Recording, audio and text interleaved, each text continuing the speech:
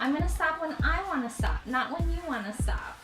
In part 3, Melissa and Jim discuss safety protocols, commitment, misconceptions of BDSM, transgender women, the war on fun, and pornography.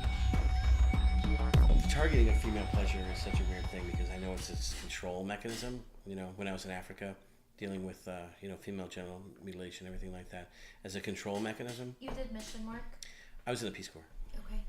And what's interesting is all through that time it was this, the men had to act like they didn't know, but they know. Mm-hmm. You know, the men, they won't marry someone who hasn't been circumcised. You know, they would think she's a slut. Okay. You know, and the hope is that women don't take pleasure away from sex because that would cause them to want sex. With other men. Potentially, yeah. Mm-hmm. Yeah. That's sad. That desire to control, you know. And I keep thinking about this is like, you know, is it fundamentally different when a woman has sex than when a man has sex? Like, and it seems to be on this planet fundamentally different. And I keep thinking, is it morphological because it happens inside a woman's body? But I don't necessarily think that's it. I don't think it's morphological at all. I think it's just completely cultural. Mm-hmm. You know. Well, I noticed that with disclosing the amount of partners people have. So if a man says he's had 20 partners, oh, okay, well that doesn't seem like that many. And then a woman says that, it's like, oh my God, she just like let the cat out of the bag and she's a slut or whatever. Or I'm with a slut because she's just disclosed that she had 20 partners. Yeah. And to me, it's like, I feel like when I'm dating, I'm looking for a whore for a reason. Somebody who's very sexual, comfortable with their sexuality, wants to explore. I agree. That's way more appealing. Someone who might laugh if I call her a whore, and we might have fun with it. Because I think there's a realistic scenario here where I really like sex a lot, and I'm looking for someone who likes sex a lot, and it's unreasonable for me to look for someone who likes sex a lot but has never had it. Mm-hmm. You know, like I don't even know if I would believe that. Yeah, no. If someone said, "Oh, I'm 30-something years old and I really, really like sex, but I've never had it," I don't think I'd buy that. Mm-hmm. You know, so I need someone who knows that they like sex and maybe has tried it and maybe a lot. You know. So it's weird though because I think we think that women are diminished by every sexual encounter, like men are. Well, yeah, that's definitely the stigma. Men are increased, women are diminished, and I don't know if it's that whole like potential of wasting reproductive resources for 9.5 months. Or, I would think so. That might be biologically where it comes from. That sounds about right. But it equated to women's sexuality be treated as property by men. Yes. Throughout history, and that's the downside for that whole story. So what about the things that you love about this community? Is it just meeting all the new people? I love a lot of things about this community. I love the fact that I feel like it has been, especially recently, pretty decent at prioritizing consent. There was a period of time where I was very disappointed because I felt like we were making a bit of a joke of it. But I think that lately it's doing a very good job of talking about and prioritizing consent. We're doing a very good job of letting people have an open forum to talk about issues regarding consent and recognize the fact that just because we know what it means doesn't mean this new guy who just logged in understands it. You know, so I love the fact that this community is comfortable having the same conversation over and over and over again about consent. And I think you have to have that. You have to do that. I love the fact that, like, when you go to a munch, you get this sense that you're all partners in crime in a way. Mm-hmm. You know, I'm not sure if you get that sense. I get the camaraderie. Yeah, I definitely get the sense that it's us against the vanilla people. And I never thought of it like that. It was just like-minded people, and it's an open forum for me to be. I always feel like there's all the vanilla people. Here's us, and we have our own inside jokes and our own inside stuff, and that's nice, you know. Okay. And it definitely feels totemic, kind of tribal, and everything like that. Mm-hmm. I love the fact that even if you're in the community, even if you're not sleeping with somebody, like here's the people you can talk to all that shit about, come up with new ideas with, you know. brainstorm on what to do, talk about sex, talk about, BDSM, talk about things that you can't talk to anybody else around. I love that. I like the fact that this community isn't FetLife. FetLife's kind of an easy little tool, but it's really only a small fraction of what's really going on. Well, not everybody's comfortable to go out in the world and connect, but they're more comfortable to connect online, and then maybe they will step out to a munch or a slush or whatever the case is. Yeah, and that's the hope, because so I do have a habit of I'll try and reach out to people on FetLife, never personally, but always trying to see if I can pull people into parties and stuff like that, or see if they're open for it, because we throw a lot of random parties. One-on-one meets with people from there? I would if they are comfortable following all the safety protocols and stuff. Okay. Do you want to go over that for me? Well, no. I'm sure you know what they are and everything like that too. Yeah, but the audience doesn't know. It's kind of funny because years ago I actually went on a date with someone from FetLife, and I was and it was the first time she'd met someone, and so I walked her through using KiteString, that app where she could basically set up an emergency call that would happen if she didn't check in a certain period of time. Okay. Make sure that she had a friend who knew where she was, have a panic text ready to go on her phone, stuff like that, right? Okay. Where it would be ready, would be a good idea, no matter who I am. I happen to know that I'm not a serial killer, but Yeah, I always wondered the women that are coming to this podcast that maybe don't know me, who they're walking into this lady's house. Yeah. We don't know, and she's giving them water. Yeah. Who knows, Drink this. But I don't think of it with the men, that the men need to be safe. Well, that was the thing that she asked me. She said, well, what are you going to do to be safe? And I feel bad about the fact that in my head, my answer was, I'm going to be a big guy. That's what I'm going to do to be safe. I'm going to be a big guy who was a boxer, And you're just going to... And I'm going to walk in and do what I do. And I guess that's privilege, right? My privilege of knowing that it's going to be really hard for me to walk into a place where someone could overtake me and make me do something I don't want to do. Sure. But I also know that these safety protocols are important, Even if they don't apply to you. Well, because I don't think they applied to most men.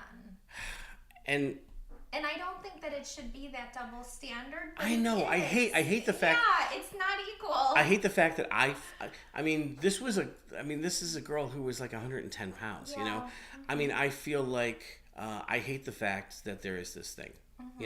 I hate it more than anything, because if it weren't this thing. In all honesty, if we weren't so afraid of each other, we would all be fucking in the streets.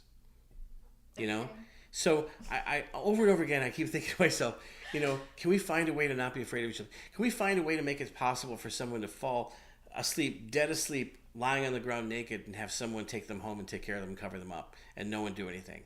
If we can get to that place, we will all be fucking in the streets, because once we trust each other that way and we feel safe, that's when people go fucking crazy. People when they feel safe, and that's the thing about you'll throw a party where everyone's walking around completely naked, or you'll have a punishment party where people will be tied up, spread open and bent over, totally naked, so that people can actually fuck them in punishment. The only reason they're able to do that is they 100% trust that someone's watching out for condoms, and someone's going to hear their safe word, and someone's going to. It's safety makes all of this work. Trust makes all of this work. And I keep thinking to myself, can we just get to that place where we all trust each other, And that's something that men have to do, obviously. Men have to work really fucking hard at, But if we can get there, I keep trying to convince other men that it's really worthwhile getting there, just really worthwhile. Once we get to that place where everyone's in that trusting place, it's going to be fucking Sodom and Gomorrah. It's going to be amazing. So, I hate the fact that my answer to that has to be, I'm just going to be a big fucking guy. But well, even with me inviting guests over that I don't know, and they're coming to my home, I feel like it's okay that I'm not meeting all of them prior, because he's there. Even though there's that false sense of security, but he's not there 24/7. and somebody could wait for you at your door. And we know some of the same people, and I know that it should make it easier. I know that. And those are the people who I've had on first was friends of friends or somebody that I knew personally. But you're right, it's fucked up. And, you know, I feel bad even, like, trying to, like, tutor somebody on safety protocols when they come and meet, you know, because I just feel like part of me feels like I'm being, first of all, I feel like I'm being pedantic and authoritarian, you know. Second, you just want people to be safe. Yeah, and then second, now I feel like I'm admitting that I might well be a serial killer, which is a weird thing to say, you know. But I do want people to get in that habit. Think like that. Yeah. Sometimes you have to think like that in order to be safe. Yeah, I want people to get in that habit of doing that and stuff like that. And if I'm dating someone who is going to meet strangers for sex, you know, I definitely want her to do that. You know, that's true. Yeah. Someone I really care about, someone who's important to me and special to me, I want them to do that. But yeah, I guess as part of my privilege, I don't think about what men have to do when they do that. You know, and the truth is everybody's vulnerable. I think there's been like 2 female serial killers in the history of the world, and I know that too. The whole and world. And that's back to your context. You know, we take all this into consideration. Yeah, it's contextual. I mean, women just don't kill men like that, you know? I mean, it's such a dumb thing to say, but, you know, like the NRA was always like, oh, you know, women should, you know, go get guns to protect themselves. No. Having a gun makes you way more likely. Having a gun in your home makes you way more likely to be killed through domestic violence, and it's worse for women than it is for men by like a long shot. And what sucks about this is that there are things you can do. Obviously, for people to take a Krav Maga class is a fantastic idea. Sure.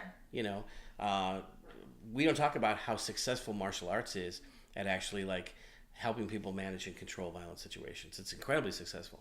It's just guns are not. You know. But I hate the fact that like all this context makes men and women meeting the most unequal fucking thing in the world. Yeah, absolutely. You know, for the first time. You know, and as you try to explain it to the you know, mouth breathing men's rights activists, like they act like it's all so unfair, and you know, yeah, it's unfair. It's just unfair in the other direction, dude. You know, it's like there have been so few female serial killers on this planet, and women just don't shoot men like that, you know. I think even with the initial meet, there's a false sense of security. Yeah, you're meeting somebody once, they don't seem out of their mind, you're going to invite them into your home. You don't know. You just have that little bit of intuition, but it's gathered in just such a short amount of time. Yeah. I'm amazed by how many people let me tie them up to my bed. Yeah. You know, I am amazed. In a positive way, obviously I'm positively amazed, but if I overthink that and think about like what it takes to actually, you know, agree to do that, that's remarkable. Yeah, absolutely. You know, but I also know this. It's less so for the men, but yeah. Yeah, but I do know this, that I know people who, when trusting the wrong person, were permanently hurt. And I don't mean like part of them was damaged forever, but permanently their ability to submit like this was damaged. Okay. You know? And that sucks because something was taken from them that they might need. Sure. You know? Like it's really easy to imagine that... You've heard stories or you've seen things? I've talked to people. Okay. I talked to someone who went to a party and was tied up, and her hard limit was that people should leave her fingers alone. Someone stepped on her fingers, and she's never again going to allow herself to be tied up. Okay. You know? Yeah. And what they did to her was horrible. It was awful. It was super wrong. It was just the wrong, you know? Yeah. And it was, she's lost something that you can't get back. You know? Some people need this. I agree. You know? Taking it away from them is a horrible thing to do. You know? It was like playing God with what they did. Yeah. You know, and the thing is, you have so much ability to play God to start with in a positive, good way. Yeah. You know, you don't actually have to take the take it to the negative. Yeah. Yeah, but it takes a certain type of person to do that. Like a really unconscious person. Yeah. Well, I was recently experimenting with this whole idea of like no sex on the first date thing, and I would have to say that it was pretty much a bad idea. So to not have sex on the first date? I was trying this no sex on the first date thing, and the whole idea was I wanted people to have a chance to get to really know me before making that commitment, the sexual one. Okay. Right? So I didn't think that we could do that on the very first date, even if I thought they were hugely attractive. And it was also my way of saying, can I do this? I can do this, right? I'm lying around naked in bed with someone who's super hot. Can I just play with them? Have some self-control and stuff like that. So what I discovered was this. Nobody liked it. Not even me. Nobody liked it. And everybody felt like they didn't understand the reasons for it and were slightly offended. Really? The women? Yeah. Wow. That's interesting. And even to the point where, like, I remember I was, like, in bed with somebody and... I would have saw it as a challenge. And I would have, like, tried to make the guy just do it. Dove right into the challenge. challenge. For sure. Well, I was with this person, and she's really pretty, and she was just really smart and really fun and wonderful and everything like that. And I was, like, trying to get her off. We were playing around, just, and just the idea that this is where it stopped, that there was a line that I was drawing. She was just seemed like that was just annoying to her. And I don't even know if it's because she wanted to fuck me, but just the fact that you put a restriction. Yeah, that she did not like. So I don't think that we're having a second date. But all together, that couple of months journey down that road landed nowhere good. I know men who have done that as a reverse psychology thing to get the girls. It really wasn't. It was me intentionally trying to do this. Good motives. But you see the other flip side how that could be used. Yeah. And it wouldn't work with some girls, even if they didn't want to have sex. They just don't want to be told they can't. Yeah. But I don't think it inspired anyone to be like, I'm going to work really hard to fuck you. I think it inspired them to be like, well, okay, I'm leaving. Yes, that was thank you for dinner, I'm going now. That's funny. And I don't know. I just think the sense that this is all that could... Everyone is so precious with their time right now, which is important. But everyone I meet, I think, who's under 35 or so right now, seems like they are committed to not being committed. Okay. Absolutely. Under 35? Yeah. Really? Yeah, absolutely committed to not being committed. Like, this is... Why do you think that is? I had someone... Seeing so many unsuccessful relationships? I don't know. I think this... Parents... I mean, a lot of people are just not staying together. It could be. I had someone that we were fooling around get upset with me for calling her sweetie. Don't say that. We're just fuck buddies. Okay. We're not... I call everyone sweetie, Yeah. so that was hard. Mm-hmm. I call, I don't know. I call my friend sweetie. Well, I don't like to be called baby if it's not by my significant other. Yeah. I'm not your baby. Like, you don't get to say that. I can see like, baby. That is It's kind of proprietary. That is a privilege someone gets That's to proprietary. use. I don't think sweetie is that proprietary, though. But sweetie, no, I agree. Yeah, but I understand. If someone doesn't want to be called that, that's fine. But it was, but I think it was in the context of, don't try and turn this into a relationship. Yeah. We are just fucking. And I think that there's that sense that that you got to put a stop here. And I get that. I'm a. But you didn't even have that intention. She just interpreted it and was putting the block down. No, but to show who there's knows? a line there. Who knows? Again, it's this whole encroaching intimacy thing. Unconscious, yeah. Intimacy builds, and I'm not even sure that. It's like there's no name for all these interim steps to being in a relationship. So everyone has to be like, I'm going to stop it here. I'm going to stop it here. There's no names for those things. That's true. I have no idea how to stop these things. From happening. Well, you said you make the promise. Well, I make a promise not to go past a certain point if I have a primary partner. And that place is something that we try and work out together. Like, I know a lot of poly people who are who won't spend the night with somebody else. That used to be one of my rules with the poly relationship. Like, you do what you're going to do, but you come home to me. Yeah. You don't get to sleep there. Yeah. And I've been with people where it's like, I'm going to be the last one inside of you every day. Yeah. So if you're with somebody else, yeah.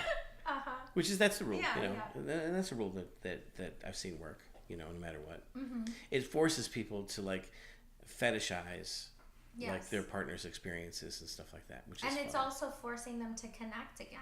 Yeah. Because there might be bad feelings, but you're still connecting sexually, and that's going to help calm that down a bit. And I've done that too.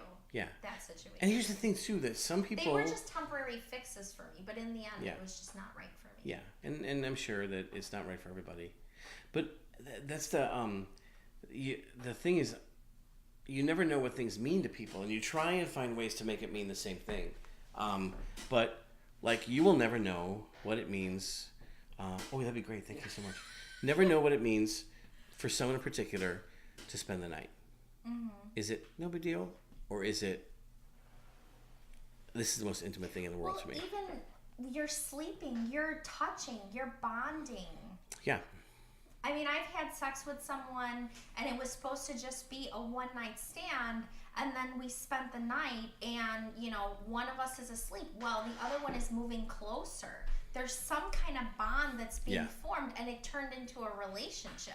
But had I gone home, maybe that wouldn't have happened. Yeah. Well, all right, so I feel very similar about spending the night. Spending the night's kind of a big deal. It's an important thing to me. I also know that I know people who it's like, it doesn't mean anything. It doesn't create intimacy with them. It doesn't do whatever. It's like, let's crash. Notice if it's more men or women, or is it equal? It's kind of equal. Really interesting. It doesn't seem like it's a male or female thing. It just seems like it's a, you know what it seems to be? How awkward you are when you sleep thing. The people who are really awkward when they sleep are the ones who feel like it's intimate. Okay. I snore. Maybe that's why I feel like... Yeah, they're showing... Maybe that's why it's intimate. Another side to them. Like I remember like the very first... Because I do snore and I'm actually move around a lot. So if someone can tolerate sleeping with me, I have a lot of fondness for them. So maybe it's that. But I know people who were like, I sweat when I sleep and everything like that. So I don't expose that to anybody. Thank you. So I've seen all that before, but it's so hard to figure out what the level of intimacy is for any of these things. For some people I know, flogging them is the most intimate thing you can do. Really? Why is that? Is it only flogging, or is it other just types giving of them impact pain, play? giving them so it is impact play. Yeah, giving them pain is the most. Watching them while they're in pain. Yeah, and I see that, and especially CBT, because it's their most vulnerable place. Yeah. It's not even that they may like that feeling. They may hate the pain, but they're giving me their prized possession to do with what I will. I think that right there is exactly why I love piercing people. Okay. Like permanently piercing people, or tattooing them. If like you're letting me leave a permanent mark on you, like a tattoo or a piercing, that's amazing. Okay, that's true. Yeah, absolutely. And like this little mark right here was a tattoo that I invented. You came up with the design? Yeah, that I like to tattoo on so you can slaves. Draw. Yeah. Okay. So I like to tattoo it on slaves. Okay. And the very first person was she came out here from Seattle to do an induction party into a secret society where she was used by everyone in the society and everything, and everyone had long robes, and it was very silly, and it was a lot of fun. But fun. Yeah, but she was tattooed as part of the ceremony, and she never saw what the tattoo was until she got it. Okay. So it wasn't agreed upon. Well, just she the agreed. Act of tattooing, but she not agreed. the actual design. She agreed that she would be tattooed. That's huge. I know. Isn't that amazing? That's huge. And again, that's one of the things you go back this as a dominant person, I'm consistently blown away by what submissive people are capable of. Mm-hmm. I noticed that that's a lot of people's hard limit is the tattooing. Branding, tattooing. Branding, permanent marks like that. Those are the two. Yeah. I love it when people like want tattoos and want piercings, and that's where they want to go and everything. But again, I'm so impressed. But you would never try to, let's say that they say that's their hard limit. You would never try to get them to do that as like a devotion to you? No, because that's a permanent thing. If someone doesn't really want that, that'll just be a sign of discomfort for the rest of their life. I want someone to be like, I want this really badly. Yeah, but they still in the end consented. Yeah, but... there's gotta be some will there. Yeah, but remember, too, consent is not the Rosetta Stone. Mutuality is the Rosetta Stone. We're aiming for mutuality. Consent is like, we're okay with consent. We love mutuality, right? So I think that people like Rush Limbaugh and stuff, they'll never understand that consent is just... That's just the core bar. That's as low as the bar gets, consent. When someone says they're okay with something and you can do that. That's as low as the bar gets. Anything underneath that bar is wrong. Okay. Right? But mutuality is a bit higher than that. But I have done scenes with people where they tell me their hard limits, and I take that into consideration. I know how experienced they are. So there's a lot of factors going in. I know what they've done. Yeah. This is what they're against, but I know that they can handle it, and I have a feeling that they're going to enjoy it. I make them do that. Yeah. And then in the end, it was their best scene because they went somewhere that they said they would never go. And mostly I'm talking about toilet play because that's another huge one that people say is their hard limit, you know, scat or whatever. And then you do it with them and they're like, wow, that actually was really amazing and I never thought I would do that. Yeah. And they have a really cool story, but I broke their hard limit. Yeah. I didn't tie them down, you know. I told them to get in the tub or And whatever. you may be able to do that. I feel like I don't trust myself enough to be able to make those kind of calls. I do trust myself enough. I do love playing with people's soft limits, you know, and having fun with that.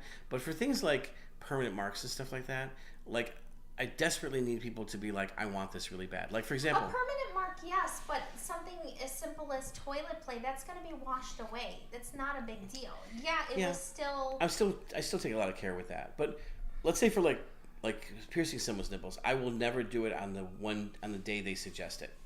Okay, you want them to, that makes sense to think. It's like the next time we get together. However, but piercings do close. Yeah, what I do love to do is if someone like. What I would do to someone is say this, okay, so if you want to get your nipples pierced, this is what we do. I need 3 days. The first day, we're going to get together, and I'm going to take these play piercings, and I'm going to pierce your nipples. It's going to not be fun, and they're just 27 gauge play piercings. So it's not going to be like the hole that's... Yeah, it's not your... Okay. But play piercings, and then maybe tie them together, right? It's going to be fun for me, not so much for you. The second day... Why are you tying them? Because very often it's like you can make a corset out of them. It's really fun. It's pretty. Okay, so it's just for that reason. I didn't know if it was like to help them with their decision. No. It's not. Okay. When you pierce, like you can pierce someone's nipples and then pierce down here and build this little corset thing. And I've often noticed. So you would be piercing what? You pierce the skin going up and down here and build a corset all the way down to their pussy where you can kind of pierce it closed. So what I've noticed about this is that. You're talking about with rings or barbells. With hypodermic needles. Oh yeah, I know about that, but I thought you're doing piercings with jewelry. No. And this is staying permanent. No, this is not permanent. Okay. This is the first day where it's all temporary piercings. Oh, right? I see. Okay. So the first day, temporary piercings. I've noticed about the corset. I've noticed that women, men never do this. Women will tolerate something way more painful than they would ordinarily if it's pretty, if it's beautiful, and I've never seen men do that.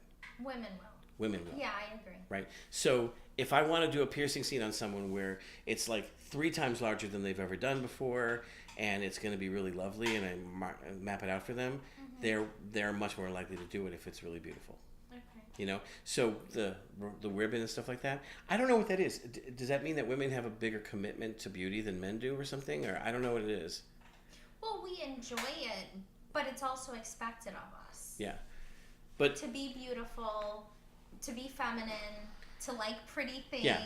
It's compelling though. Like makeup, jewelry.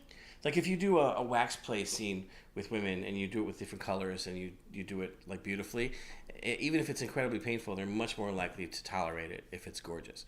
So the first day of that, second day I get to rape you. You know, I get to completely... After the pretty thing? You know, after the pretty thing.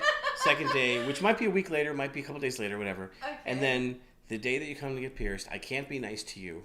You know, what I have to do is I have to either tie you up or basically like place you in a chair or whatever, and we'll do the piercings. So you can get them into another mindset? Yeah. Okay.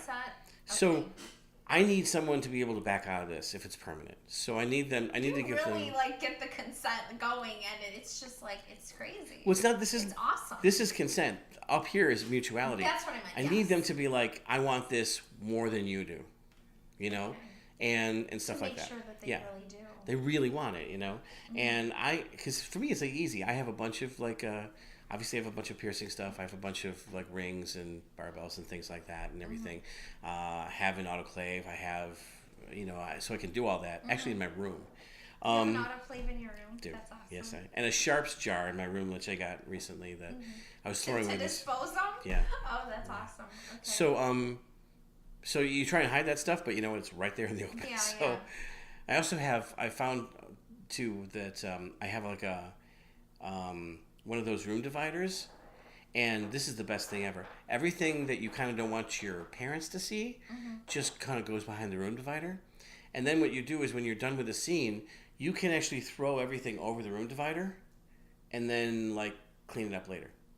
Right? So let's say you have a whole bunch of ropes that you don't want to untie and you know, put back together. Just throw them over the room divider. And what's the room divider? Like the thing you change behind? Yeah, like one of those room divider things. Okay. So that's just in the corner of the room like this. Everything behind it is all the stuff that like, so that way I don't have to, you know, try and clean everything up and everything. But that's just stupid, but that's fun. But there has to be more than one day of commitment to this to do a permanent thing. Sure. You know, same thing with tattooing. I also love the fact that I have tattoo artist friends now where I can take someone in, strip them naked, tie them to a table, and get tattooed. You know, as part of a scene.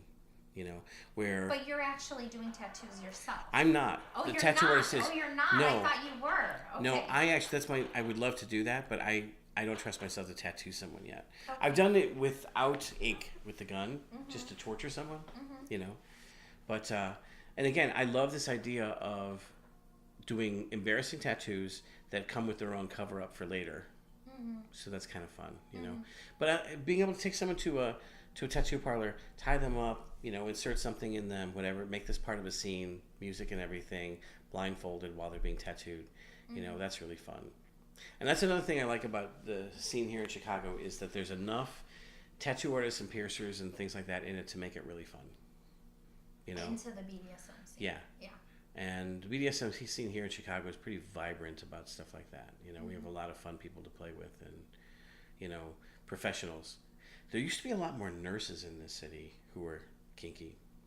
Okay. Which is fun. So that would like for medical play? Yeah, for having places to do things. But in general, do you like the scene here? I mean, is this something that you've enjoyed? What do you like about it? I like that everybody has a variety of things that they're into. So it would be just maybe something that I never thought of, and then I'm like, oh wow, that's really cool. So I think that's my favorite thing is just discovering other people's things. Yeah. I like the sense of community. I like going to the dungeons. There's different dungeons have different things that offer. Right. So depending on what you feel like. So you want something very intimate, I would go to GD2 because it's a darker environment. I like the little like separate areas and spaces. Their classes are amazing. If I want somebody to feel very comfortable and welcome, I'm gonna take them to Sins and Niles because it's just like everybody knows each other and everyone's like, hey, what are you into? Oh, I have somebody for you to play with. And so they're just looking to help and find partners and expand and talk about experiences. So I love that. I also like private play too. Yeah, I don't know. That's about it. That's cool. I'm sorry. I feel like I dragged this on. So I did have one more question. So the misconceptions. We never got into it.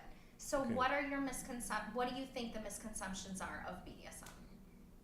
We skimmed, but we never answered that one. Oh, so this is interesting. Every year, it seems, Law and Order SVU does an episode about BDSM or clubs, right? And every year they get so much wrong. Yeah. So much wrong. To the point where... Well, they're putting a negative spin on it. Yeah. I've only seen one episode of this, but... I wish they would come to us and ask us, like, about these things. Because they make it sound like it's the Wild West, you know? Whereas every dom that I know that's any good is, like, hyper vigilant and super aware and really into building rules and really into, you know, controlling situations and things like that. And I feel like they treat it like it's the Wild West, and that's what you get. And I was so angry reading 50 Shades of Grey because that's what that was, which was she was not informed. She was not even remotely informed. Well, she just researched online, whatever she could find online. There's no community attached to this at all. Yeah, that's what she. He's a fucking psychopath. I know. You know. And he is... But you understand that it has that romantic novel formula. That is why it was appealing to these women.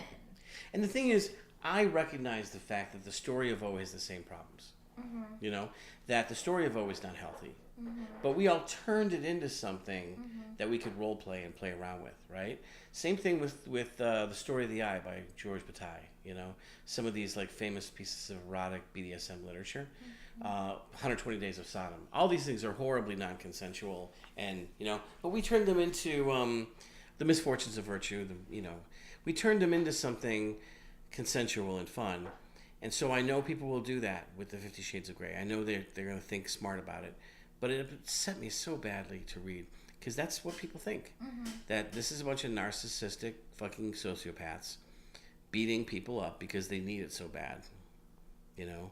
And because he needs it so bad. Yeah. Okay. And a bunch of... I was like replaying the novel as you're going through. And a bunch of women who are only cursorily sort of informed about what's about to happen, you know? Well, even if you take the BDSM out, that formula is still present in those that type of novel. Yeah. Where it's Taming the Dangerous Man. Yes, exactly, the bad boy. It's Taming the Dangerous Man. Absolutely. And I feel like there's that turns this into being about the man in a way that is also really uncomfortable for me, you know. And I think that's one of the things that I've had portraying the male in that. Okay. It's Taming the Dangerous Man, you know. And not only do I think that fetishizes toxic masculinity, you know, I agree. And you see it a lot in romance novels. You know, the narrative of Taming the Dangerous Man is really just about the only way women can imagine succeeding in the context of toxic masculinity, which is to tame the dangerous man, not to leave the fucker, you know, or to find someone who's not a fucker. Yeah. You know, in the beginning. And it's a huge problem. Yeah, it is. But it's that pathway to success, like, links her with him, with his success, to be tamed. And I try not to, but that is the exact codependent model for abusive households. Absolutely. You know, where women can't see their model for success that doesn't include taming the dangerous man. You know? So I hate that. So those misconceptions I hate, because it draws this entire thing to a place where it's just butting up right against, you know, abuse. Well, do you notice that women like a lot of projects? Like, the men are the projects. And I think that they, it's sad for me. You ever go to like an anti-rape rally or something like that? And you're there and you're seeing hundreds and hundreds of women spending hundreds and hundreds of hours trying to solve a problem that men cause. You know? And you think... And you know that's a big fantasy with women too, the rape scene. But, so it's like we're against it, but we want it in like fantasy play to play that out. It is, but there's a reason. There's a reason for that, I think. And I think that the desire to be wanted so badly that someone will break the rules, is totally valid. It just got perverted into something that became about power, and I used to want that as a fantasy, but for me it was like I wanted to fully go balls out and try to defend against this. Yeah. Like I wanted to just fight. Which you should. Fight fucking. Yeah, it's great. And to see if I could like make it not happen. Which a lot of people want. Grappling and I mean all they have to do is punch me in the face and it's over with. But a lot of people want that. I want to fight. Yeah. Well, you know, one of the things that happens, I think, when people are I'm not saying that BDSM is therapeutic. I do think that some of the things we do can be therapeutic. Yeah. So I know that sometimes when people are in situations, they replay those situations over and over again. And one of the things they do is they try to remove their own victimhood from the situation, right? Yeah. So being in a consensual non-consent scene where you're play acting, role playing, being raped, I think can be a powerful tool to help someone get over the trauma of like an actual rape, especially because it's your choice. And I think the thing about a rape is that your choices are removed immediately, and you know, blah blah. And I think that the people that have gotten through it that way have found very strong, powerful ways of doing that. You know, I've seen it happen where someone almost put themselves completely back together again by role playing and playing around with it like that, you know, and reclaiming it. I'm terrified of that connection, you know, because I gotta tell you, I'm a role player. That's what I do. I role play. This is not real. You know, if I have someone who is my slave or my sub, I don't think they're actually less than me in any way whatsoever. I don't think that they're, it's like we are playing a game that's entirely driven by how excited it makes us feel, and at the end of the day, I have a huge amount of respect for that person. Yeah. And so to me, it's like, this is role play. So. And that's why you have an issue with the 24/7. Yeah, I really do. And the thing is, I try to escape that because, again, I don't want to be king shamer. Captain King Shamer going in and saying, you are wrong for living in a 50s household. I don't want to be that way. But I don't know the difference. Well, it could be 24/7 and not a 50s household. It could be just everything's BDSM related. So it could be talking about it, and this is your off time. And then going to work, I discuss my stuff with my clients at my job. So I am living it 24/7. Oh, that I have a problem with. It's the power exchange part. Okay, when it's a one-way power exchange 24/7, that's what bothers me, because the power exchange is a delicate thing. Yes. I know couples. It's not meant to be 24/7. Yeah. I know couples, for example, I know one couple in particular who are switches, who I'm pretty sure will never break up because no one else does what they do. And they're constantly switching. Yeah, they're switching back and forth between who's in charge and who's, basically like the slave, like all the time, constantly. And it's pretty much 24/7. If this person, and the thing is, they're switching back and forth like that, I feel like there's at least that veneer that this is a role play. It's not real. Oh yeah, for sure. There's a cornerstone where they signed a contract together and they get it. I guess that gets obfuscated a little in the instance of like a 50s household. So I meet someone who is a male dom in a 50s household situation, ordering his girlfriend around constantly, telling her she's worthless, blah, blah, blah, everything like that, forcing her to do stuff. And I meet someone who 24/7 does that just because he's a douchebag. And I don't know I know the difference. I see. I'm not 100% sure I know the difference, because it's making them both feel good.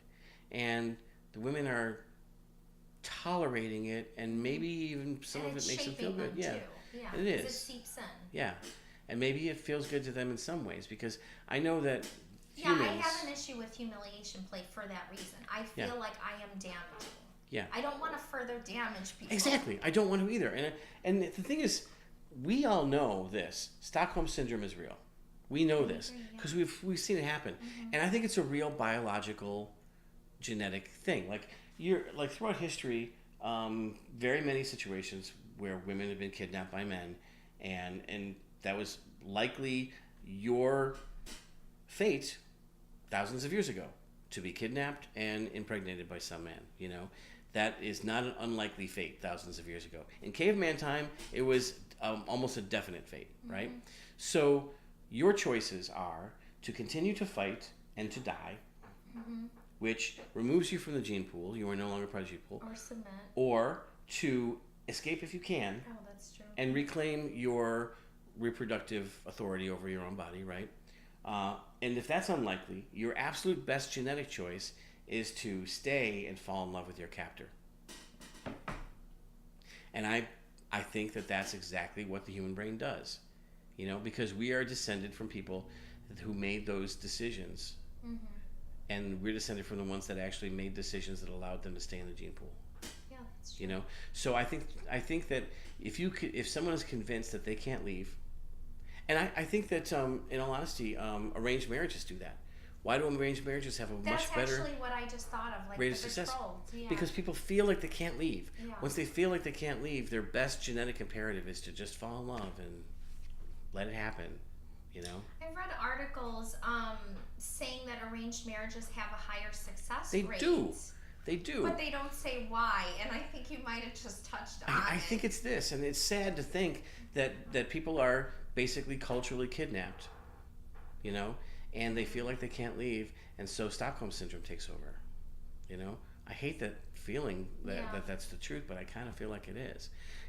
So we know that these are real. So I'm with you. There's some things that I would never want to do because I don't want to permanently damage someone. I want to uplift someone. I want people to walk away feeling like they are strong and better, and that they can take a lot potentially, but be as impressed with themselves as I am with them. Like my thing is, if I'm playing with someone, I already see them but as do you being. see that that's us we're making them the project still. You do see that, right? I don't care about. We're making them better, but there's still a project that we're working on. See, here's the thing: is I don't think it's necessarily a bad thing to participate in other people's progress. Okay. You know, like you're fine with the project. I object to the idea that we have to minimize them and disrespect them to consider them a project, because I don't consider them a project. I do think this: my kids. Mm-hmm. I never wanted to be the thing that made them go into therapy. That was my goal when I was younger. Please, God, let me not be the thing. I'm not even religious. Please let me not be the thing that makes them go into therapy, right? I want them to be the thing that makes them realize how great they are. That's great. I don't feel like we have a lot of control over who our kids are. We control how much they like the people they are.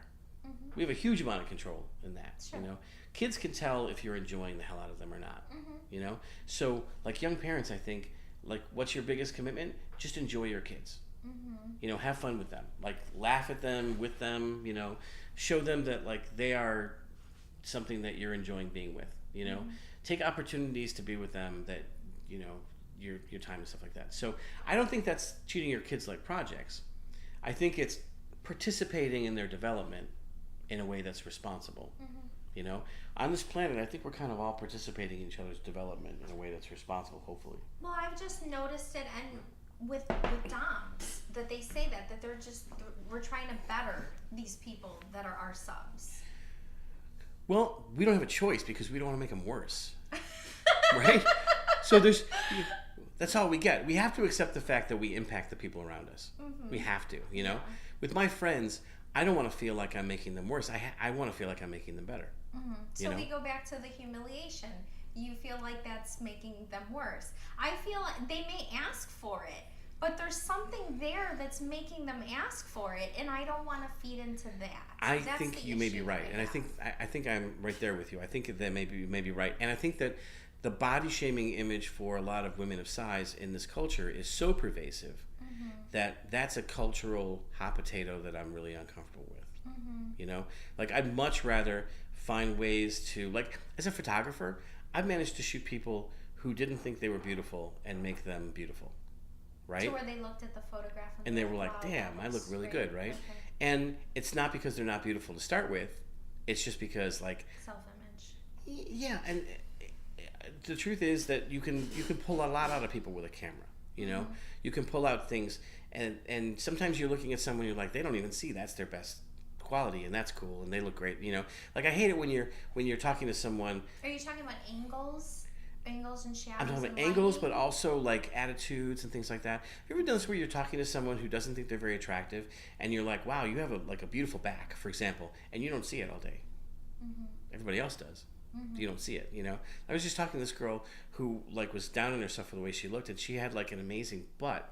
And the thing is, she doesn't see her butt all day long, you know, and everybody else does. Well, because a lot of people focus on their face. They focus on their flaws. I know, but if they think they have a flawed face, like, that's what they're going to concentrate on. They could have beautiful legs, but they're going to go back to their face. Yeah. I don't know. Well, and sometimes they go back to the thing that, like, you know, I have, stretch marks because I had a kid, or I have this, or whatever. They go back to that, you know. Everybody has stretch marks. Oh, yeah, they do. Grow. Everybody does, yeah. But what's interesting, I think, is when you shoot people, you can do things that you kind of can't do any other way to show them themselves, you know. And when you're doming someone, I feel like you do kind of fall for them in a way. Okay. I mean, I do. You know, every person you kind of. You're mixing sex into it. I'm not mixing sex into it. I keep it separate. I don't like to blur the lines. And I have to be attracted to someone to dominate them. Mm-hmm. You know, I'm not going to play around with somebody if I'm not attracted to them. And I prefer if I'm not attracted to them, because I don't want to connect on that level. I get that. I don't get anything out of it if they're not someone that I think is amazing. Well, I may think some of their qualities are amazing, but it's not like they're the one. I don't want to connect on that level. See, to me, it's like if there's a submissive person, for example, that I know for a fact I could fall in love with, like, that's the person I want to, like, dominate. That's interesting. You know, if I know that they're like, you know, that they're like well read and they're smart and, you know, beautiful and they have all these interesting things going on. That, like, I always had this fantasy of here's an example. Like, we worked on a video a long time ago, and a friend of mine is a videographer, and she's really good. And she came down to the video set, and That's she what was he does. He's a videographer. and she was helping us shoot. And then immediately afterwards, we had like a little party, and she was like blowing everybody. Okay. Right. So this is really exciting to me when people who are like, you know, because she was a submissive person, and, you know, this was like letting off steam and whatever. But when someone who is like here submits, that's that whole role play thing where it's like, I'm looking for someone who is but like. But you can't submit because you said you don't even like to switch. I don't. So and what? Because I don't either. Yeah. So I don't like submitting. I don't. I just, it doesn't feel natural. So what's your story with that? Why can't you submit? What's the? I don't. It doesn't feel natural or right to me. I don't like being out of control. Do you feel like if you, like you're pretending? Because I do feel like if I'm, it's all pretend. It would be a pretense to me. Yeah. It would be, and I did switch when I was younger. Okay. You know, and it was still like political. I feel like the only people I would ever really submit to were black people.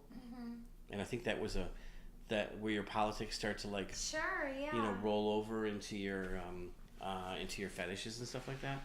I think I could submit possibly to someone who was a disenfranchised person. There you go.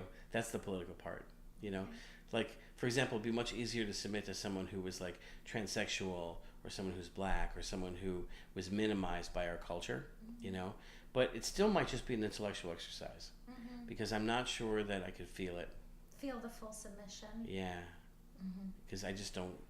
Yeah, because I've switched before and I don't feel it either. Yeah, I just don't go there.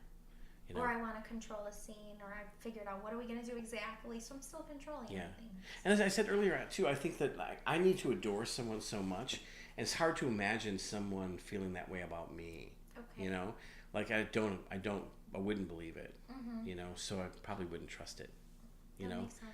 Like I think that when I dominate people, hopefully they walk away realizing that they are like adored. You know, and that's the only reason this whole thing worked in the first place. You know, I think that's the thing that's missing in terms of misconceptions from the general public about this, which is that, you know, I think they miss the fact that so many people in the scene are actual real life friends. Like even people who play together. Yeah.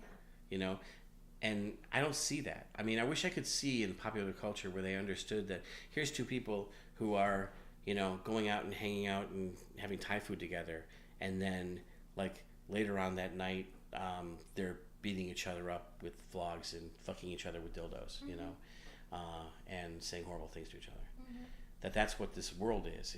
It's not one or the other. It's both. Absolutely. I don't think we're going to see that on Law and Order anytime soon. No. You know, unfortunately. But the thing is, that's what everyone wants in this scene. They all want they all want friends who aren't going to be put off by anything they say next. For sure. But very many of them want friends who are game if they said, hey, you know what, let's get together and all of us do this. You know, or let's cuddle and watch a movie. So do you see a lot of male doms who adore their subs? Oh, yeah. And what about the female dominants? Do you see them adore their subs? Because I've seen it, the male to the female, but not really the female. I have not to really male. seen a lot of female dominants that adore their male subs or treat them like objects of desire. If it's a one-to-one situation where they're partners with them, I have sometimes. Yes. And those are the male submissives that are absolutely the happiest of all the people I've ever seen, who feel like, you know, I know a couple who live in LA where she's just naturally dominant, he's naturally submissive, and she makes a point to treat him like a sex object all the time, you know, and he's very happy. You know, so she's constantly like dragging him someplace to do something for her. Like she'll like if they're gone for a while, they're in the bathroom and she's making him go down on her. You know, that sort of thing, where she just basically treats him like he's a sex object at all times, which is sort of what he signed up for. You know, and he's very happy. And there's definitely that sense that she likes to let everyone know that he's a sex object, you know, and she's one of those people who like wear a strap-on as a very casual fashion choice today at the dungeon. So yeah, I don't see it very much. I see it sometimes in like long-term couples, and it tends to be the thing that makes men really happy. You know, I think men realize at the back of their minds that they're not going to be objectified and adored the way that women are. You know, but there's still that wanting it that happens. Do you think that's where the sissy play comes into? Oh, 100%. Yeah. You know, I'm actually afraid. So Professor Bailey over at Northwestern, he got in trouble years ago because he speculated that there were multiple kinds of transsexuals. And one kind of transsexual was actually a gender dysphoric person who believed that they were in the wrong body. But another kind was someone who fetishized being a member of the opposite sex sexually. Okay. And he had interviews with... But only sexually? But in their day-to-day life, they hadn't necessarily thought about it, but okay. they were hard to like distinguish. The fetish took over. Okay. Okay. And basically they so badly wanted to be female. Yeah. And very often it was really about being female and being wanted and loved and, you know, adored the way women are, being looked at, being idolized, you know, having, you know, being catcalled even, you know, a lot of things that women don't want right now. Go ahead. Oh, go ahead. Sorry. So I actually went out on a date with a T-girl because I like the idea of it looked appealing to me. The physical aspects of it. Really beautiful face, you know, beautiful body, and then like I love men. So the cock is there and I'm not bi, I'm straight. So, but I thought like, oh, I can do this because it's like the best of both worlds. Yeah. Although I do think men are beautiful. So I, you know, I gave it a go. We went out dancing, whatever. She's coming into the bathroom with me. It's heels, it's skirts, it's a woman. It was just, I realized, wow, this is a woman. It's not, I don't know what I was thinking. I wasn't thinking anything. I didn't know what to expect. Yeah. And I was like, oh, I can't do it. It's the smell of her. It's just, everything was feminine. Yeah. The long hair, the hair brushing me, the scent, everything. Yeah. Well, that's the weird thing is like, there's a theater company that was recently put out looking for male identifying people and female identifying people. And they thought they were being inclusive to the trans community, but what they were really doing was they were mucking up the whole shit. Men or women, you know? A trans girl is a girl, a trans man is a man, you know? It's like they didn't need to say identifying. That's just kind of like, that's actually transphobic. Okay. What they needed to say was, we're looking for men, we're looking for women. And the truth is, if what they were born with is that important to you, you know. Oh, were they looking for transsexuals? I don't understand. They were just looking for men or looking for women, but they put. Oh, they were trying to include. They were trying to be inclusive. They thought that was inclusive, but they were fucking it up. Yeah. Because all they really needed to do was say, we're looking for men, women, or in some cases, non-binary people if they need to. More and more, a lot of people I know, what you probably were wanting to like be with was more of a non-binary person. You know. I don't know what it was. It was just like the porn looked appealing. The photographs looked appealing. Yeah. It's, you know, beautiful. Oh, there's the cock that I need. Okay, and then we keep going down. But here's, you know what it has to go with the cock is the willingness to use it. And that is something that very often you're not going to find with a trans woman who wants to be a woman. You know. So what's interesting about this is that here's the thing. Well, like she likes to bottom. Yeah. Of course. Yeah. Well, here's the holy grail. Here's the thing everyone would like to find. There is this person in Canada on FetLife, I think named One Cocky Broad or something like that. Beautiful, beautiful woman with a giant cock who is a top, and all she wants to do is fuck people, right?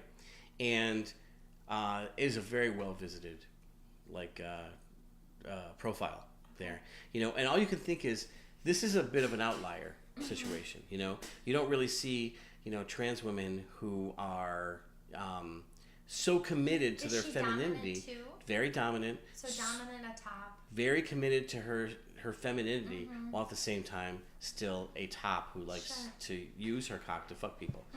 And that is the fantasy right there. That's the fantasy for everybody. And it's just all about this cock really wants you really bad. And she writes her profile perfectly. She's like, I want to fuck your face, and I want to do this, I want to bend you over. All of it's exactly what, what these submissive men looking for this are looking for. And women too, But that's the thing, is like there's a lot of people who are chasers in the trans community who don't realize that you can have a cock and not have a willingness to use it. You can, if you're a trans girl, very often you're not interested in topping for anyone. And well, she's bi. Yeah. So, and we became good friends. So it worked out. Yeah, it was End of the day, we're good friends. Yeah, exactly. I have dated a lot of trans people throughout time, and it's interesting too, because it wasn't from I'm looking for a trans person. I just started dating someone, they just happened to be trans. And I think that lately what I've noticed is that the people I knew when I was younger, if you were trans and you're my age, you wanted to be, and you worked hard to be male or female. Very obviously, very determined to be male or female. Nowadays, I'm meeting more and more trans people who are much more comfortable being non-binary or intermiddle, or in the middle somewhere, or even people who are gender fluid. Yeah, even people who are comfortable being male today and female tomorrow, right? Okay. Which I don't know. I think is obviously something that people should be able to do. It's exciting to me how that's changed in a generational sense. Like my generation, I guess all we can think about is I want to be a guy or I want to be a girl. That's all we can think about. You said your age. How old are you? I'm so old. I'm 52 Okay. now. In March, I'll be 52. I'm 51 right now. Okay. But my generation, that's, it was, you wanted to be male or you wanted to be female. Now there may be as many genders as there are people, and I think that's really fascinating. It's just another matrix by which to work with people, though, So do you like all the different classifications that have come out? We have like homosexual, heterosexual, homoflexible, heteroflexible, gender fluid. We can just keep going down the list. I think it's fun. As a pansexual person, what's easy for me is that I don't need to worry too much about what's in people's pants. So all of it's fun for me. You like everything. Yeah, all of it's fun for me, so it's not a big deal. So I don't really, it's nothing I have to worry about. So all I have to worry about with their label is, do they like men? That's all I have to worry about. But at the end of the day, I like the fact that people are expanding, exploring the labels they're able to give themselves. If a label is doing nothing but putting someone in a box, it sucks. If it's a self-invented label that people are using to have fun, I think that's fantastic. Like my band. And to be included. Yeah, and to play. And what it sucks to me that we live in such a Puritan country that the core idea that your gender should be something you can play with is something that people freak out about. Yeah, that's very true. Like why are so many people committed to the fact that there's only men and women and that you can't play with your gender? Who said you can't play with your gender and why? When I was younger, I used to freak out about the fact that who said you can't play with your clothes? Who said you can't wear something fun and ridiculous today just for no reason? It could even be like Barbies with boys. Oh, Yeah. You can't play with that. It's a Barbie. And Yeah. like the cars, and you can't play with that because you're a girl. You need to have the Yeah. Barbies. Yeah, absolutely. And I feel like when I was younger, I coined this word when I was in high school, which is the war on fun. I feel like most of adulthood, when I was younger, was engaged in the onslaught, the unremitting war on fun. Everything that I thought should be fun, they were trying to fuck with. Like, gender should be fun. You should wake up today, if you feel male, you're male. If you feel female, you're female. If you feel in between, you can be in between. If you want to put a bow in your hair, do it. It should be fun to play with, right? Because it doesn't impact what you're going to do for work. It doesn't impact anything, who you are. So why can't it be fun? And somehow it occurred to me that the war on fun was all about taking things that should be morally neutral and making them good or bad, right? And the war on fun did something really weird. It actually created situations where people who were engaged in the war completely misunderstood the rest of us. So masturbation, there's no moral imperative around masturbation. There's not morally wrong or morally right. People masturbate, right? And let's make it fun. Why can't we make it fun, right? So what I thought was really interesting is that, for example, whether you're gay or straight should be a morally neutral issue in how you get married, right? But because it turned into this like either or situation for the church and for conservatives, they hear you funny when you say you're pro equal marriage. So you can say, I am pro equal marriage. What they hear is, I am anti men and women marrying. Because it's either or for them, right? And so somehow gay people became anti straight people marrying, which is the weirdest thing to me, because I think every wedding cake, every florist, every wedding planner out there would find that a shock, you know, when I think consistently a huge percentage of them are gay, you know? Like, I talked to a wedding planner who's been working on weddings for years and years and years, who's gay, who's like, wow, I had no idea I was against traditional marriage. I felt like that's what I do with my life, you know? But the war on fun made it so if you like this, this is off limits. If you like this, this is off limits. So you somehow can't say, I enjoy traditional marriage, and I think people should have a wonderful traditional marriage if they want one, but I also enjoy equal marriage. Yes. The war on fun kept doing that over and over again. Somehow if you liked dressing like a guy, you know, that it was, now it's wrong for someone else to dress like a girl, you know. The war on fun kept making everything wrong when all it had to do was have some fun with it, you know. And I kept thinking, all these old people, they're hurting themselves by turning things that should be fun into a job, into a chore. The chore today is to act like a man, you know. The fun thing is to act like whatever you feel like acting like, you know. So and that's why our fantasy world is so appealing, because we get to pretend a bunch of different things. We get to pretend all sorts of things. I mean, the war on fun killed so much that's fun. And so in fantasy world, there is no war on fun.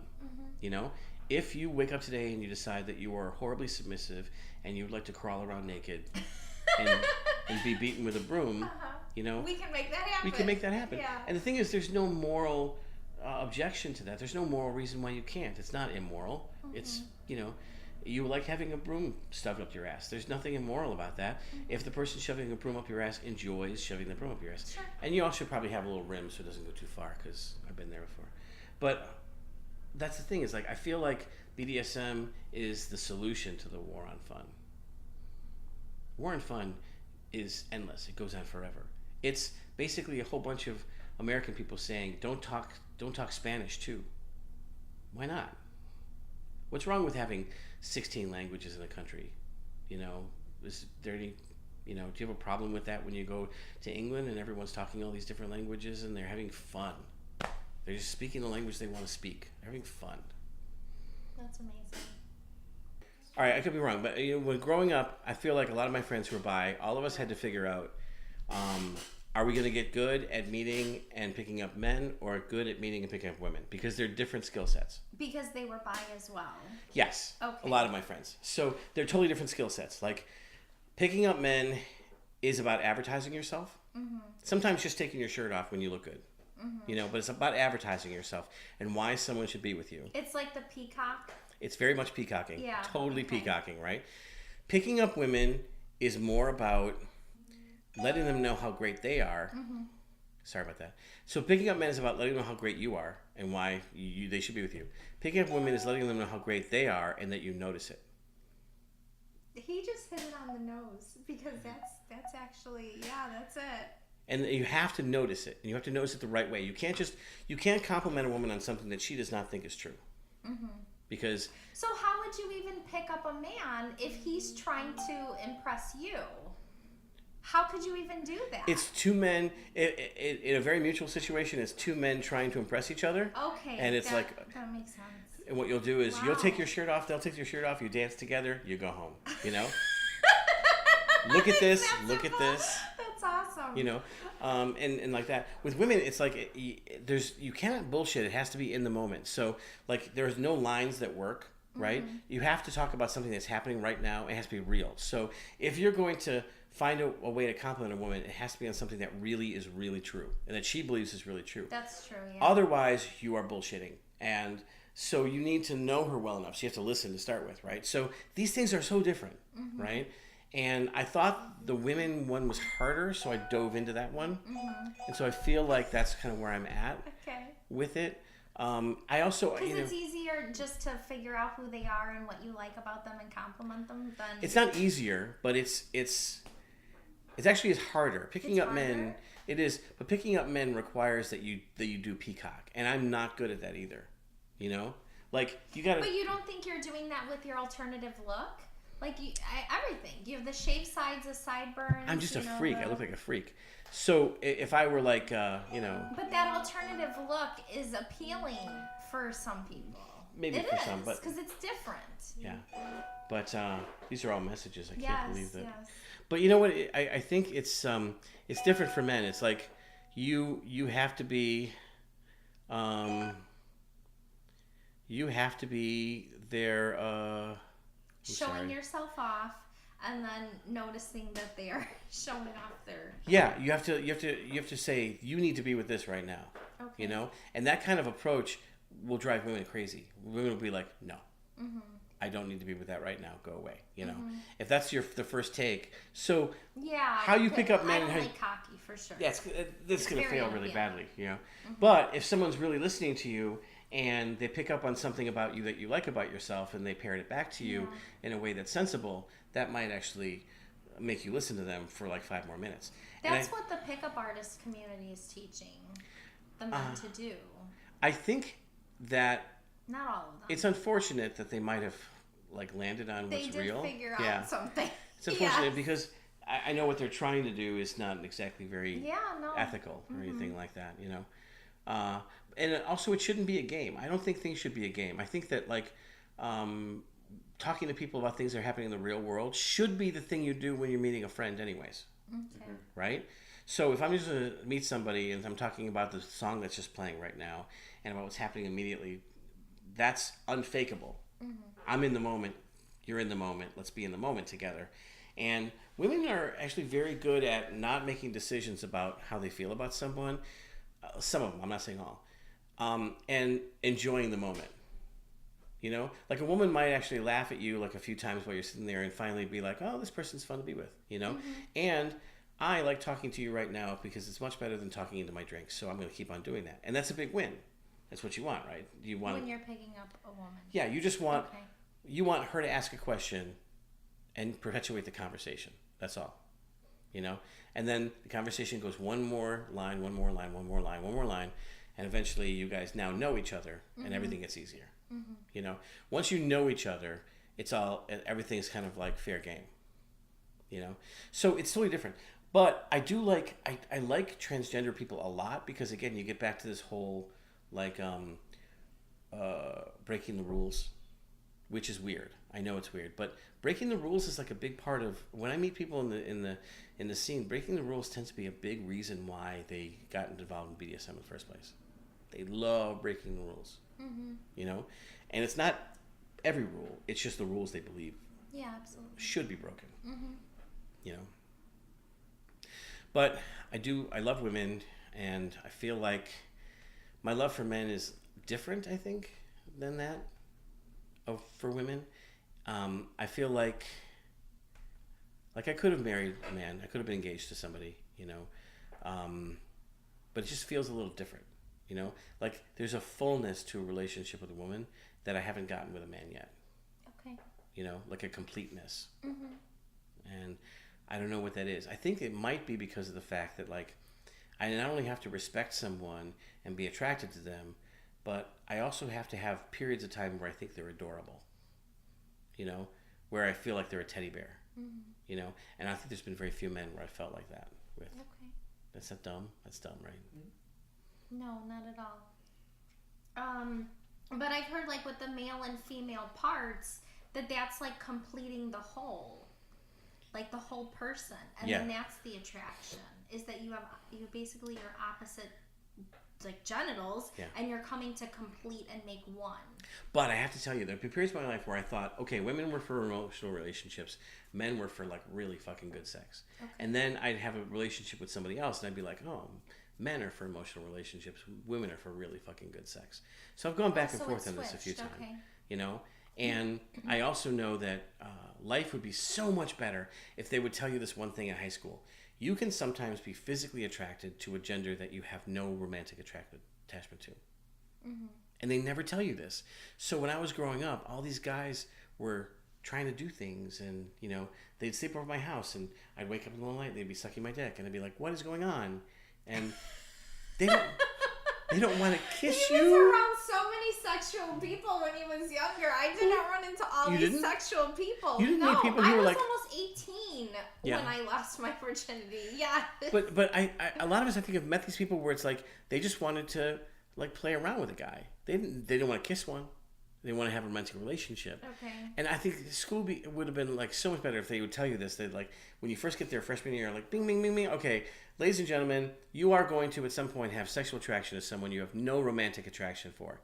And if you're going to sit there and worry about being gay for the rest of your life because of it, I don't know what to tell you. Call yourself gay if you want. Don't call yourself gay, whatever. Well, what about the bi-curious people? Because, like, I think that's what that is. Look at women very often and be like, oh, she's really beautiful. And I thought that was sexual attraction. But then when I actually had sex with the woman, and I tried both, you know, topping and, like, bottoming with just who's submissive, who's dominant, who's doing things, who's not, it was all terrible. So I realized, okay, this is not for me. And then later on, it was the show. It was kissing other girls in a bar to excite the men. Which makes a lot of sense.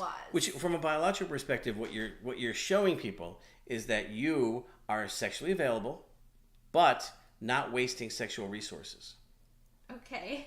So that should be attractive to men, because a man can look at you and say, hey, she's sexually available, which is good.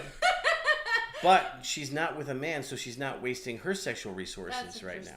So it should be good, right? Doesn't work for men, because if you see two men together, you're like, okay, he may well be wasting his sexual resources, which is 10 cc's of sperm, you know, and he's sexually, you know, it's great that he's sexually kind of like peacocking. That's wonderful, but he could be wasting his sexual resources.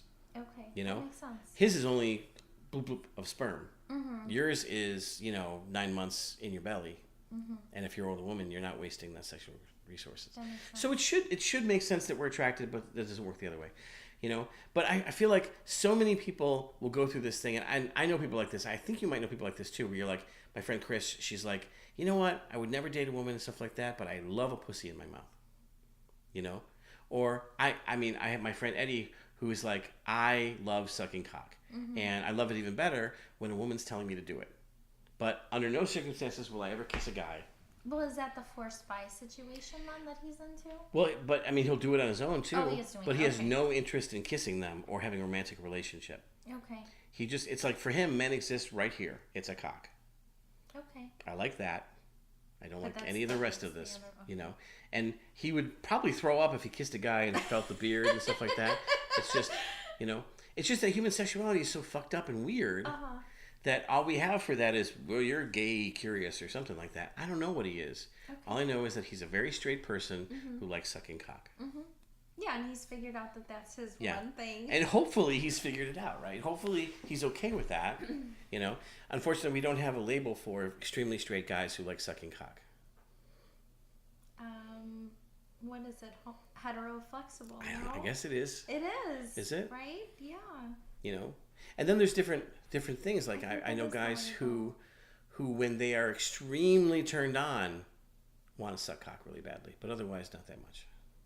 You know? Okay. You know people like this, when they're extremely turned on, they'll do things they wouldn't otherwise. Yeah. You know? That's true. We're crazy like that, we human beings, you know? There's lots of people who will accept being dominated by a member of the same sex, even though they're straight, when they're super turned on, too. You know? I don't know.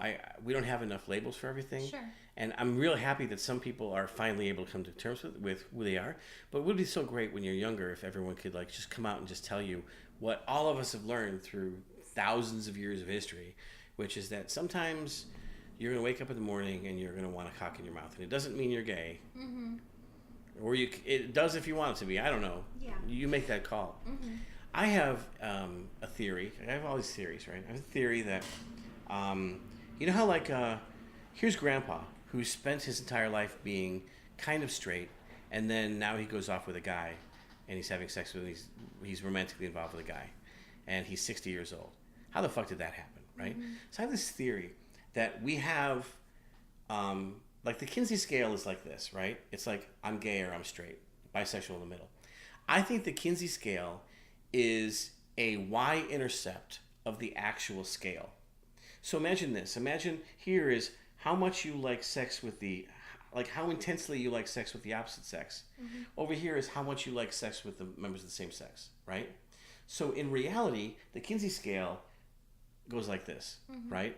It's like how much you like sex with the opposite sex, a lot. All the way from being extremely straight to being extremely gay. In the middle is bisexual. But if you're down here, in this area here, off that line, you're asexual. Mm-hmm. You know? If you're over here, you are how much you like sex with members of the same sex? You like it 20%. How much with the opposite sex? 10%. Right? Mm-hmm. So I have a theory that, let's say here's Grandpa. Grandpa likes sex with members of the opposite sex 30%, and members of with the same sex 15%. Mm-hmm. What he's done his entire life is he's sort of bottled down his 15% where he likes men, right? Mm-hmm. Because it doesn't really matter that much, you know. He married your grandma, right? Then Grandma passes away. Horrible accident, sorry about that. And he's getting older. As he gets older, his biological sex drive for members of the opposite sex starts to go down. Now it's at 10%. Suddenly, he's functionally gay. Because his drive for members of the same sex... The need for procreation is over. Yeah. So we all know that your biological sex drive will go down once you get to be in your 60s and that sort of thing, right? So suddenly, his biological sex drive is actually less than this other drive, which is his drive for members of the same sex. And suddenly, he's now gay. You know? That's interesting. But he didn't turn gay overnight. Sure. You know? It was a process. It was a process where his this sex drive went down while this one went up, mm-hmm. or stayed the same. Sure. You know? So I feel like these are all the complexities that make it really hard to talk about things like gay, straight, bisexual, and label them. And what does pansexual really mean, which is just an intensity of drive for both male and female that basically blur the lines into Margaret Cho territory. So Margaret Cho said famously once, she said that I used to think that I was bisexual until I realized I was just a slut. I've heard that joke. Yeah. I think what she was trying to say is that she liked men, women, whatever. She realized that her sex drive was just so intense on both sides that she just wanted to fuck everybody, you know? And I think that's where kind of being pansexual comes in, which is that excitement about, you know, the drive for both sides, where your sex drive on both sides is so high. Interesting. Adam, what questions did you have? I'm sorry. Oh, no, yeah. Just, I thought before we started recording, you also had some interesting things to say about pornography and kind of what impact that has on people's sexuality and understanding what sex is. Yeah. Right. Well, I know when we were involved in that kind of scandal with Northwestern, everyone was talking about, like, why can't people just learn this from pornography, you know? And I think to me, it always seemed like a no-brainer that pornography is not educational. To learn the G-spot? Yeah, learn G-spot orgasm, and why can't you learn this through pornography? And pornography is not educational. It's entertainment. Mm-hmm. And it's entertainment that's shot in such a way as to be entertaining, not educational. So you can, like, take a drink every time someone in a porn film does something unhealthy or unsafe or stupid or not fun, you know? So, like, for example, when someone moves their penis from someone's ass to their vagina, you know, that is just going to give them vaginitis. That's not healthy, safe, mm-hmm. probably not fun at all, so you can take a drink. That's the things that people are learning. And they'll learn that, people somehow seem to come in less than 2 minutes when you're going down on them. In the real world, that doesn't really happen for the most part. It takes a lot more than that, you know? But if you put someone going down on someone for 25 minutes, in a porn film, that would turn that off. Mm-hmm. They'd be like, okay, I don't think we need to see 25 minutes of cunnilingus, you know? Uh-huh. So porn doesn't really do a very good job of communicating. And I think that we were talking as well about the fact that body types are, obviously, they're idealistic. Sure. You know? But they're not just idealistic, they're actually, they're very rigidly, codified, mm-hmm. you know? The same kinds of pussies you see all the time, the same kinds of of body shapes. And the truth is that's just not what everyone finds appealing anyways.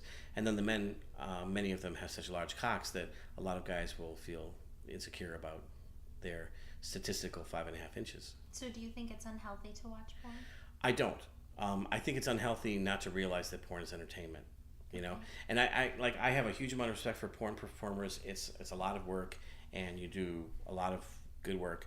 I recognize that most people's fun sex when filmed would make shitty pornography. I see the problem, you know? I recognize, you know, I remember the last time I was going down on someone until she came, and that would not have made a good porn film, you know? So I get it, right? I do think because it's so closed, right? Because I find like the best sex is missionary sex, where there's the closeness. But how would you film that? You can't get in there and get the angles and all these exactly. things. And the sex you're seeing is where you need to see the length of the shaft, yes, the penis, and the penetration, and so you need to see the whole thing. So again, you're looking at sex that's just not good sex, you know. They're standing so far away from each other, and just their parts are meeting. Yeah. Because the camera can show everything. And then there's a whole the positions that are most exemplified in porn are the least successful positions for creating orgasm. I noticed that too. Reverse cowgirl when sitting in a couch or something like that. Reverse cowgirl is not effective for but it's the most effective. It's the most used position in porn. Okay. Because now I get to see. I don't see the guy, which is good, and I get to see the entirety of the front of the woman as well as her bouncing on his cock. So it's a terrible position to be in, but it's a great position to watch. Because you can imagine yourself as that cock, you don't see the guy's face necessarily. You're just seeing the cock going into her, and you see all of her. And so there's that. But the positions that really do lead to actual, like you said, that lead to missionary position works for a reason. Very deep missionary position can stimulate the G-spot while it's also stimulating the clitoris. And then there's a certain amount of closeness that people appreciate. And if I'm with someone who I like a lot, looking at her face will make me come right away. So it's like those aren't the things we see. So porn does a terrible job of emulating actual sex, but it does do a pretty good job of making us hot, which is its job. But So I just wish that people would accept the fact that that's just the job. That's it. Be great if we had actual educational sex videos too, that people could watch to see how sex actually should be done, if and why and how long certain things take. I think they did make some of those. Was it like Real Sex? Yeah. Like well, that's just a documentary, but they featured a woman who makes these. They were VHS tapes that makes these videos. I don't know what. It must have been the 90s then, because Real Sex was in the 90s. Yeah. Well, there was also a group that they started a website, right, where it was supposed to be like actual partners having sex. Yes, that was the other thing. Yeah. That wasn't Real Sex. That was something different. And a significant percentage Sex 2.0 or something like that. A significant percentage of people right now don't subscribe to actual porn sites and only watch free porn. And free porn clips tend to be 5 to 6 minutes in length. And I think that's also hurting that sense that this is what sex actually is. It's a 5 to 6 minute. The paid sites are better? No, I think they all have some of the same problems, but this particular problem where sex is 5 to 6 minutes long, is unique to the unpaid sites. I just think in general, all the way around, porn just does a very bad job of convincing us that it's actual real sex and this is what we should do and being educational. It'd be great if there were more educational materials. Do you think it satisfies the need for variety in the monogamous males? No. Okay. I think that... well, they can imagine themselves with a different girl every time they masturbate. I'm not 100% sure that it doesn't exacerbate the need for variety rather than satisfy. So it can make it worse. Yeah, I haven't seen a lot of studies on this, and I'm looking around right now. But I do know... I was thinking that it could make it worse, too. That's what I was thinking. I do know this. People's sexual interests amplify... They're not treated as cathexes. They don't actually like you don't watch something and say, okay, now it's all out of my system. That just never happens. Yeah. You know, people watch porn and it will get more and more intense, the porn that they're looking for. Mm-hmm. You know, to the point where people might start off only needing very softcore porn and they end up needing very hardcore porn. It doesn't ever seem to go the other way. Or just a huge variety of it. Yeah. Because I've talked to people who have watched porn for years, and they're like, I've seen everything. Like, they've gone through all of it. Yeah. It doesn't ever seem to go the other way, where people get more restrictive about their porn watching, and they're looking for less and less, or they feel like, oh, that's out of my system now. I feel like it pushes you. That's why I'm uncertain about this idea of using computer-generated child pornography to assuage the needs of people who are fixated pedophiles. Because I don't think it ends. I think it amplifies it. Yeah, absolutely. You know? Mm-hmm. And I think in that case, it's pretty obvious that people are like, well, that's not going to work because that's going to make you want it more. Mm-hmm. You know? So I don't know. I struggle with this because I don't want to treat my own response as normal because I'm not normal. Mm-hmm. You know? I think we're not normal. Mm-hmm. But I do think that if someone's going to watch a piece of porn, tomorrow they might watch something that's a little bit dirtier because that's how people work. Mm-hmm. I don't think they're going to go back on it, and I think they're going to want it. You know, like I have a friend who I don't agree with him completely, but his wife is committed to the idea that the only reason he wants a blowjob is because he sees it in pornography. Okay. And he's like, "Trust me, I'm telling you, I want a blowjob. It feels good. I want someone's mouth on my cock. Trust me, I do." But she's convinced that that's the only reason. I think that's absurd, but I do think that, you know, like the incidence of anal sex is up dramatically, you know, and I don't think you can point to anything but pornography as the impetus of that. Mm-hmm. You know, there's a lot of with the male and the female you're talking about. Okay. Yeah, I mean, anal sex with millennials is through the roof, and I think that so much of that has to do with pornography. Mm-hmm. You know, so I think pornography makes us want to do certain things. It pushes us, you know, to want more and more. And I don't think that's necessarily a bad thing. So if a man is trying to be monogamous, how can he successfully bring porn into his life and still keep his relationship how he wants it? I don't know. I don't know because I can't say something for everybody. Mm-hmm. But I tend to think that the best thing you can do in a situation like that is to view things with your wife and role play. Okay. You know, I obviously... So to include her with the porn. Yeah, I'm a huge advocate of role play. And I do think that when couples start to see themselves as thwarting each other's sexual needs as opposed to promoting each other's sexual needs is where things fall apart, even in monogamous relationships, you know? Mm-hmm. So a relationship where a husband can say, "Can you wear a blonde wig to bed tonight?" And a wife is like, "Ooh, yeah, how long?" Mm-hmm. is a relationship that I think has a better chance than one where he doesn't feel comfortable saying that. Mm-hmm. You know, we all have an innate need for variety, and I think that one of the things that I've some monogamous friends that he ended up in the doghouse because when she was pregnant, he told her that it was so wonderful having her body changing all the time because he really felt like it was like all this variety in their sex relationship. Oh, nice. Okay. And she took that badly. Oh, really? Yeah. Because she felt like she wasn't enough, and now... She just felt like, you know, that he was looking for variety with different people and stuff like that. Yeah, that makes sense. You know. Thanks for listening to Bound to Talk. Look for us on YouTube, iTunes, or visit boundtotalk.com.